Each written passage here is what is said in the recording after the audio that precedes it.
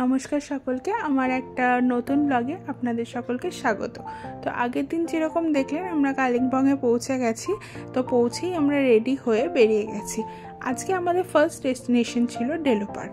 কালিম্পংয়ে যে কটা site scene আছে ওই 6টা কি 7টা ধরে নিন, তার মধ্যে ডেলো পার্ক হলো সবচেয়ে সুন্দর জায়গা।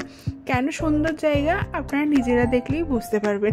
আচ্ছা, বলে রাখি, ডেলো পার্কে কিন্তু ঢোকার জন্য পার পার্সন 50 টাকা করে এন্ট্রি ফি।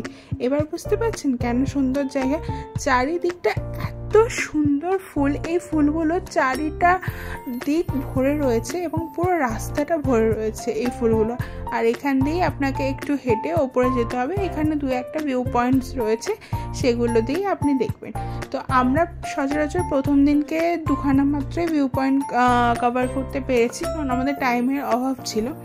তো সেই কারণে কিন্তু যে দুটোই দেখেছি খুব সুন্দর ছিল।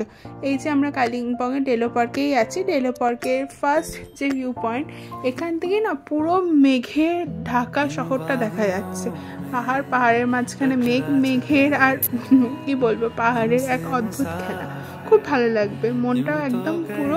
পাহাড়ে গেলে তো অবশ্য সবারই মন ভালো হয়ে যায়। তার মাঝখানে আমরা একটু কর্তাগিন্নি একটু ছবিও তুলে নিলাম, একটু ভিডিও করে নিলাম। তো এবার আমরা যাচ্ছি ডেলো পার্কেরই ওপরে একটু জায়গাতে। দেখুন কি সুন্দর, তাই না? পুরো মেঘে যেন ঢেকে যাচ্ছে। তো এখানে আজকে আমরা শুধু বললাম যে 2টো জায়গায় কভার করেছি। তো এখান থেকে আমরা সোজা চলে গেছি হনুমান মন্দিরে। হনুমান মন্দির কিন্তু এখান থেকে বেশিক্ষণ লাগে না, ওই ধরে রাখুন 10 মিনিট মতো।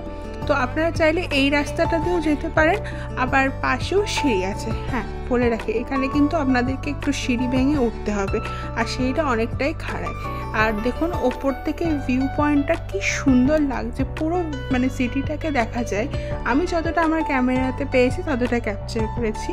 তো ফাইনালি আমরা পৌঁছেছি। আর সত্যি কথা বলতে খুব কষ্ট হচ্ছিল, অনেকদিন পরে এত সিঁড়ি বেয়ে উঠলাম, তো তার জন্য। তো বয়স্ক মানুষ যারা যাবে তাদের পক্ষে একটু কষ্ট হবে, কিন্তু জায়গাটা খুব সুন্দর। তো এটা হলো কালিম্পংয়ের সেকেন্ড ডেস্টিনেশন, এই হনুমান মন্দির। হনুমান মন্দিরের নিচেই একটা মা কালীর মন্দির আছে, কিন্তু সেই জায়গাটা খুব জঙ্গল ছিল বলে আমাদেরকে যেতে বারণ করেছিল। তো আমাদের ফাইনালি ঘোরা হয়ে গেছে, এবার হোটেলে ফেরার পালা। বাই, দেখা হচ্ছে।